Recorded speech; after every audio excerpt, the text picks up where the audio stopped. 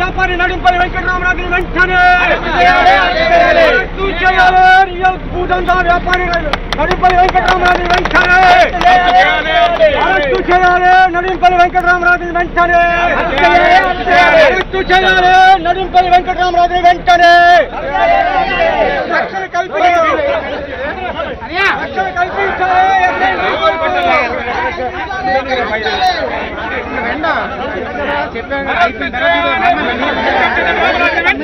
భూరకాసులు వెంటనే భూరకాసులు వెంటనే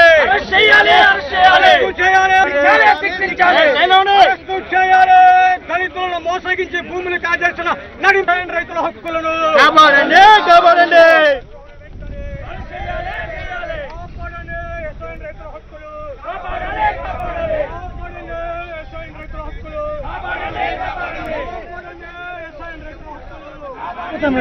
రాజ్యసభ సభ్యులు విజయసాయి రెడ్డి గారి నేతృత్వంలో లోక్సత్తా నాయకులు బాబ్జీ గారు మరియు బీఎస్పీ నాయకులు బంగారీ గారు అందరికీ కూడా అందరి తరఫున అది అలాగా గవర్నమెంట్ మాకు ఒక్కొక్క రైతుకి ఇక్కడ ఒక్కొక్క ఎకరా మా ఫాదర్స్ వీళ్ళందరూ కూడా కష్టపడి కుండలతో నీళ్లు మోసి చెట్లు వేసి ఈరోజు చెట్లుగా తయారు చేశారండి. ఈరోజు దీని మీద మా ముదపాక రైతులందరం కూడా సుమారుగా 1000 కుటుంబాలు దీని మీద మేము బ్రతుకుతా ఉన్నాం. ఈ యొక్క 1000 కుటుంబాలు 6 నెలల దాకా మాకు ఈ ఆదాయం సరిపోతుందండి. 2017 క్రైమ్ నెంబర్ ఉంది, ఎఫ్ఐఆర్ నెంబర్.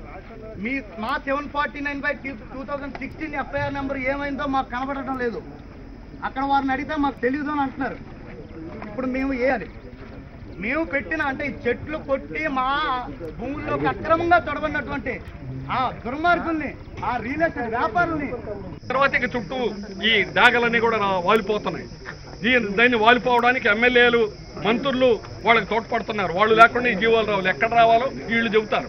ఇప్పుడు ఈ రామరాజు అనేటువంటి వాడు వీడు చెబుతాడు మంత్రికి, ఎమ్మెల్యేకి ఫలాని చోట మేము అన్నీ వేసాము అవి రావాలని. వాళ్ళు ఇటు వాటాలు పంచుకుంటారు. గ్రామానికి సంబంధించింది కాదు, కొన్ని లక్షల ఎకరాలకు సంబంధించినటువంటి పేదవాళ్ళ ఎసైడ్ భూములకు సంబంధించినటువంటి హక్కు. ఈ హక్కును మనకి ఇచ్చి తాగించి ఇట్లాంటి పనులు చేస్తారు. బ్రోకర్లు చేసే పనులు అన్ని చోట్ల మనకు తెలిసినాయి. అందుకని అట్లాంటి వాటికి పైరవీలకి పాల్పడి ఎవరైనా కానీ మీరు మీ హక్కును కోల్పోతే మీ మీ తాత తండ్రులకు ద్రోహం చేసిన వాళ్ళు అవుతారు, మీ బిడ్డలకు అన్యాయం చేసిన వాళ్ళు అవుతారు. మీరు అడుక్కునేటువంటి పరిస్థితి అనేటువంటిది ఏర్పడుతుంది. మీ భూమి ఉంటేనే మీరు ఎవరైనా మీ కాళ్ళ దగ్గరకు వస్తారు. అందుకని ఇచ్చుకుంటే నీకే నువ్వు నష్టపోతావు. నీ నష్టం మేము ఆ భూములు రావడానికి ఎటువంటి త్యాగం చేశాయో అంతకంటే త్యాగం చేసి మీ భూములు కాపాడుతామని మనవి చేస్తూ నాకు అవకాశం ఇచ్చినందుకు నమస్కారం. ముందుగా వైఎస్ఆర్ పార్టీ జిల్లా అధ్యక్షుడు తమ్ముడు అమర్నాథ్ గారికి, పెద్దలు గౌరవనీయులు విజయసాయి రెడ్డి గారు ల్యాండ్ గ్రేడింగ్ ఏం చేస్తున్నారో తెలియదు కానీ కొన్నవాడు ఎవరైతే కబ్జా చేశాడో కబ్జా చేసినాడు 1250 గజాలు వచ్చే రోడ్లు ఏమాత్రమైనా సరే ఈ భూ కబ్జా విజయవంతం అయితే పెడుతున్నాయో అన్ని కూడా స్టడీ చేసి దీనిపైన ఒక కార్యాచరణ రూపం కూడా తీసుకొచ్చి నేను మాట్లాడతానని చెప్పారు. నేను కూడా విజయసాయి రెడ్డి గారితో చెప్తున్నాను. ఈరోజు ఇక్కడికి విచ్చేసినటువంటి అఖిలపక్షానికి సంబంధించిన నాయకులు, రైతు సోదరులు, ప్రతి ఒక్కరికి కూడా నా నమస్కారములు. ఇక్కడ కనపడుతున్నటువంటి చుట్టూ కొండలు, ఆ కొండల మధ్యన ఒక 1000 ఎకరాల భూమి. ఆ 1000 ఎకరాల భూమిలో మన నరసింహరావు గారు చెప్పినట్టుగా ఈ తరానికి చెందినటువంటి వ్యక్తులే కాదు, గత తరానికి చెందినటువంటి వ్యక్తులు సాగించినటువంటి పోరాటంలో భాగంగా ఇక్కడ ఉన్నటువంటి దళితులకి ఈ 1000 ఎకరాల్లో సగభాగం ఇంచుమించుగా 400 ఎకరాల భూమిని డీఫామ్ పట్టాలుగా ఇవ్వడం జరిగింది, అసైన్డ్ భూములుగా ఇవ్వడం జరిగింది. ఆ పోరాట ఫలితమే ఈరోజు ఇక్కడ ఉన్నటువంటి దళితులు రైతులందరూ కూడా సంతోషంగా జీవిస్తున్నటువంటి ఈ నేపథ్యంలో ఈరోజు తెలుగుదేశం పార్టీ చంద్రబాబు నాయుడు ఆధ్వర్యంలో అధికారంలోకి వచ్చి దళితుల దగ్గర నుంచి రైతుల దగ్గర నుంచి భూమిని బలవంతంగా లాక్కొనేటటువంటి ఉద్దేశంతో వెంకటరామరాజు గారు అనేటటువంటి ఒక వ్యక్తి మన జిల్లా అధ్యక్షుడు అమర్నాథ్ గారు చెప్పినట్లుగా ఈయన చంద్రబాబు నాయుడు గారికి లోకేష్కి ఒక బినామీ అన్నటువంటిది జగమెరిగినటువంటి సత్యం. మీకు ఒక ఆశ్చర్యకరమైనటువంటి ఒక విషయం చెప్పాలి. ఈరోజు నిన్న సాయంకాలం ఒక 3 గంటల సమయంలో ఈ వెంకటరామరాజు అన్నటువంటి వ్యక్తి నాకు ఒక సందేశాన్ని పంపించారు.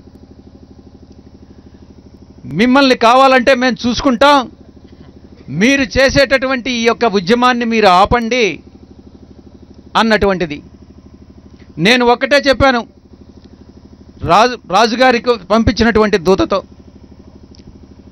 మీరు నన్ను కాదు మభ్యపెట్టాల్సింది, దళితులకు రైతులకు మీరు ఏదైతే అన్యాయం చేశారో ముదపాక గ్రామానికి వెళ్ళి మీరు ఏదైతే భూ కబ్జా చేశారో ఆ భూమినంతా తిరిగి వాళ్ళకి ఇవ్వండి.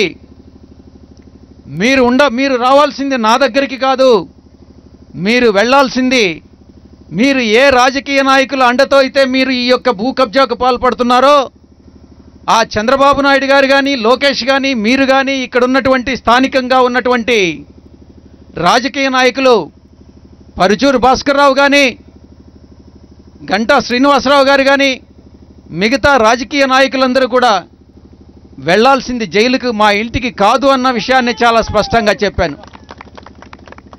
వైఎస్ఆర్ కాంగ్రెస్ పార్టీ జగన్మోహన్ రెడ్డి గారి ఆధ్వర్యంలో రైతులకు దళితుల విషయంలో రాజీ పడబోదు అన్నటువంటిది అని నేను మీకు సవినయంగా తెలియజేసుకుంటూ ఉన్నా.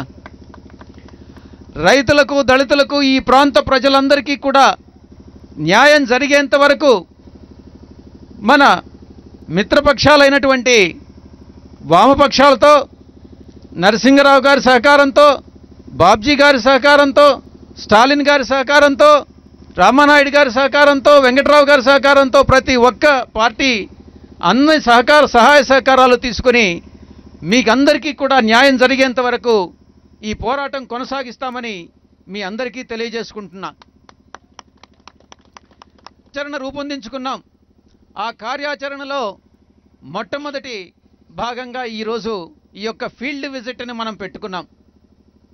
ఇప్పుడు నరసింహరావు గారు సలహా ఇస్తున్నారు, మనం ఈ కార్యక్రమంలో రెండవ భాగంగా కలెక్టరేట్ ఎదుట ధర్నా చేసి ఎవరినైతే నిస్సహాయులైనటువంటి నిరుపేదలైనటువంటి ఎటువంటి అమాయకులైనటువంటి ఎటువంటి నేరానికి పాల్పడనటువంటి వ్యక్తులు అమాయకులైనటువంటి దళితులు రైతులు ఎవరైతే ఉన్నారో వాళ్ళ మీద అక్రమంగా కేసులు పెట్టారో ఆ కేసుల్ని విత్డ్రా చేయాలి, వాళ్ళ దగ్గర నుంచి లాక్కున్నటువంటి భూమిని వారికి తిరిగి ఇవ్వాలి, ఈ కేసులో ఈ భూ ఆక్రమణలకు పాల్పడినటువంటి రాజకీయ నాయకులందరినీ కూడా శిక్షించాలి అన్నటువంటి అంశాన్ని ప్రధానంగా తీసుకొని మనం ఒక మహాధర్నాని నిర్వహించదలుచుకున్నాం. నరసింహరావు గారు చెప్పినట్లుగా ఒక తేదీని మనం ప్రకటించడం జరుగుతుంది అందరితో సంప్రదించి. కాబట్టి ఈ యొక్క మహాధర్నా విజయవంతం చేయాల్సిందిగా నేను మీ అందరికీ కూడా రైతులందరికీ కూడా విజ్ఞప్తి చేసుకుంటున్నాను. మన సమన్వయకర్త అదీప్ రాజు గారు చెప్పినట్టుగా ఈరోజు ఇక్కడికి రావద్దు అనేని తెలుగుదేశం పార్టీ నాయకులు పోలీసుల ద్వారా ఒత్తిడికి రైతుల మీద దళితుల మీద ఒత్తిడి తెచ్చినట్టుగా తెలుస్తూ ఉంది.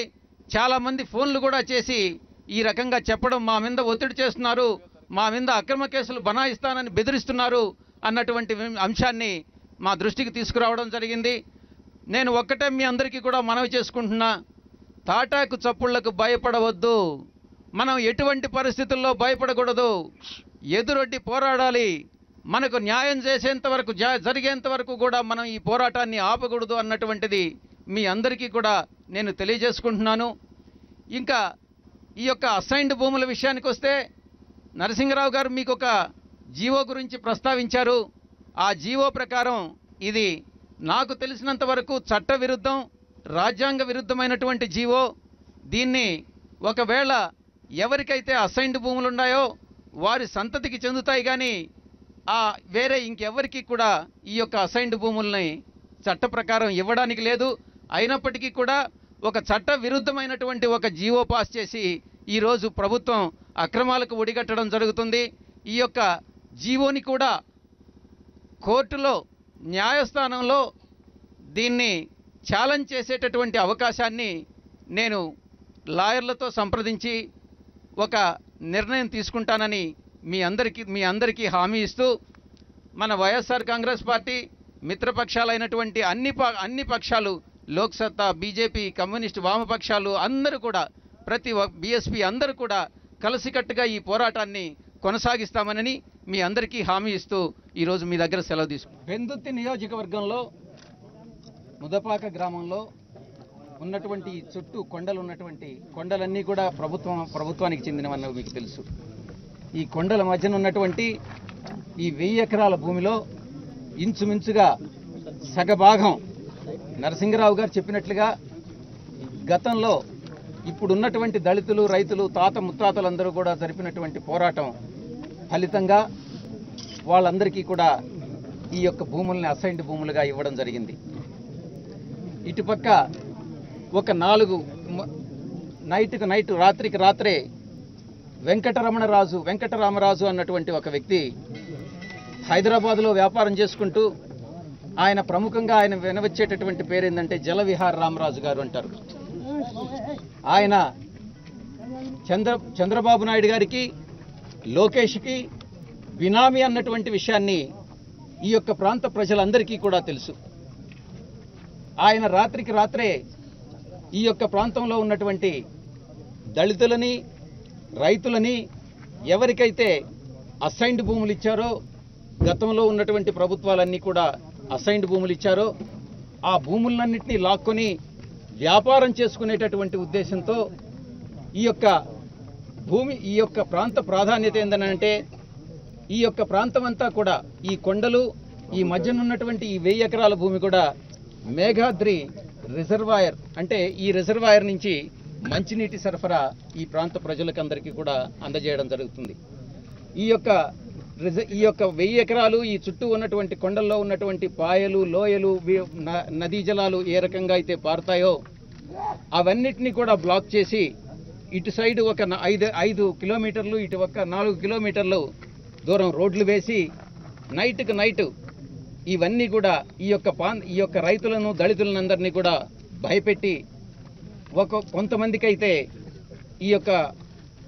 ఈ ఏరియాలో ఎకరం 10 లక్షల రూపాయలు చేస్తే ఒక్కొక్కరికి 1,00,000 రూపాయలు ఇచ్చి, ఈ 1,00,000 రూపాయలు కూడా మీకు రాదు, ఇది అంతా ప్రభుత్వం దీన్ని తీసుకుంటుంది, ఈ 1,00,000 రూపాయలు తీసుకొని మీ యొక్క భూమిని అంతా కూడా మీరు ఇవ్వండి అని బలవంతంగా వాళ్ళని మభ్యపెట్టి లాక్కోవడం జరిగింది. ఈ నేపథ్యంలో ఇదే విధంగా ఈ యొక్క ముదపాక గ్రామంలోనే కాదు, ఈ యొక్క విశాఖపట్నం జిల్లా మొత్తంగా ఇంచుమించు తెలుగుదేశం పార్టీ చెందినటువంటి పసుపు పచ్చ నాయకులు, రాష్ట్ర నాయకులు చంద్రబాబు నాయుడు గారి ఆశీస్సులతో, లోకేష్ ఆశీస్సులతో ఉన్నటువంటి గంటా శ్రీనివాసరావు గారు అయితేనేమి, బండారు సత్యనారాయణ గారు అయితేనేమి, పంచకల్ల రమేష్ బాబు అయితేనేమి,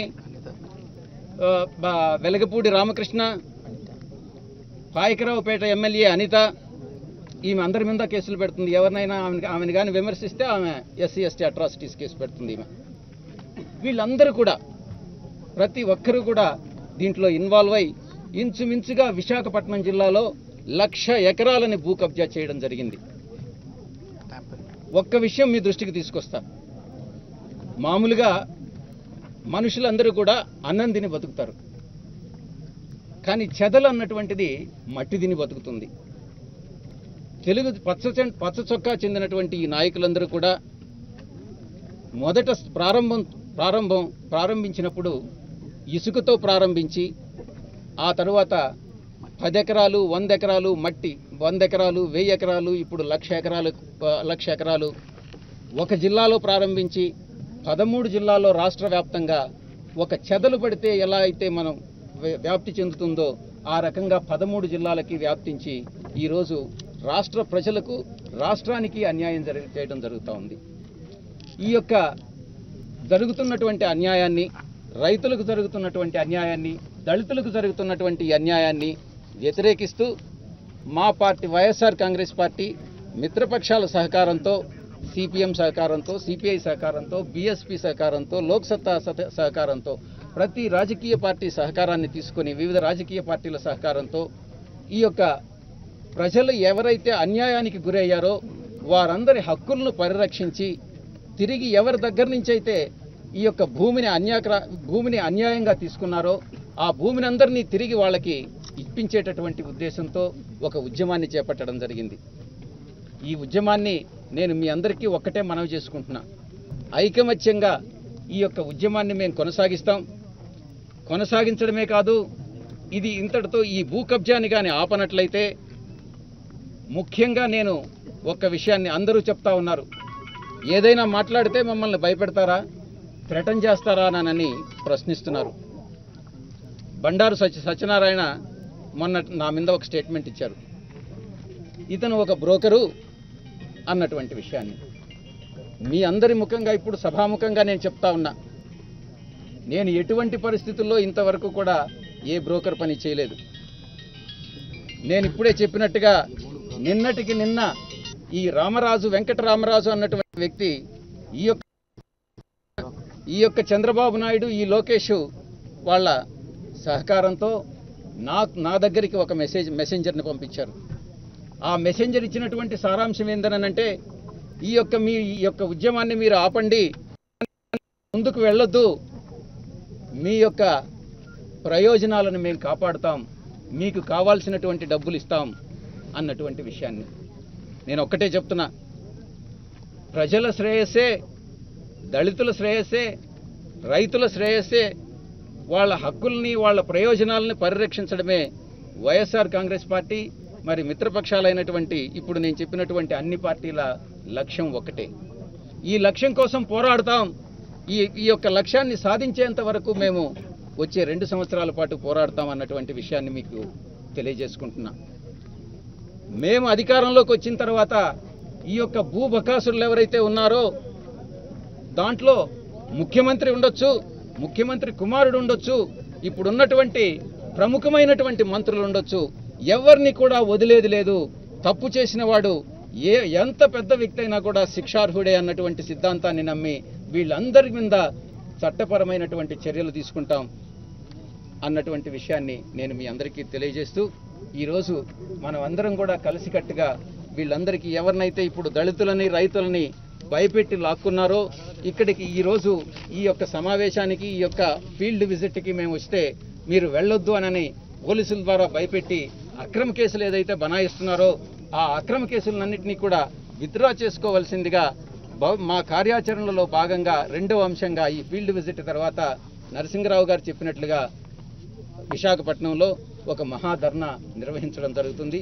ఆ యొక్క ధర్నాకి అందరూ కూడా విచ్చేసి, ప్రతి ఒక్కరూ కూడా ఈ యొక్క జిల్లా నుంచి అందరూ కూడా విచ్చేసి విజయవంతం చేసి మన సహచర రైతులకు, దళితులకు అందరికీ కూడా న్యాయం చేయాల్సిందిగా విజ్ఞప్తి చేస్తూ మీ దగ్గర సెలవు తీసుకున్నాం. ఇది విశాఖ జిల్లాలో ల్యాండ్ పూలింగ్ కోసం ప్రభుత్వం ఇచ్చినటువంటి జీవో. మొదపాక ఈ భూములు లేకపోయినా మొదటి ఫేజ్ తర్వాత ఈ భూములన్నింటినీ కూడా ఆ విధంగా తీసుకోవాలని, అది తీసుకుంటారు కాబట్టి ఈ భూములు ముందు వాళ్ళ చేతిలో కబ్జా చేసేదానికి కొంతమంది కబ్జాదారులు ఇక్కడ బయలుదేరారు. అందుకని ఈ కబ్జాలు అరికట్టాలంటే ముందు ఈ జీవోని ఉపసంహరించుకోవాలని డిమాండ్ చేస్తున్నాం. ల్యాండ్ పూలింగ్ పద్ధతి అనేటువంటి తప్పు ఇది. ల్యాండ్ పూలింగ్ అనేటువంటిది ఏ చట్టంలో లేదు. నువ్వు భూమి తీసుకోవాలంటే 2013 భూ అధికరణ చట్టం వచ్చింది, ఆ చట్ట ప్రకారం చేయాలి. దానికి భిన్నంగా చేయడం చట్ట వ్యతిరేకం. చంద్రబాబు నాయుడు ప్రభుత్వం చేసేది ఈరోజు చట్ట వ్యతిరేకమైన చర్య. అందులో పేదవాళ్ళకి ఇచ్చినటువంటి అసైన్డ్ భూములు తీసుకోవడం అనేది ఇక్కడ కుట్ర.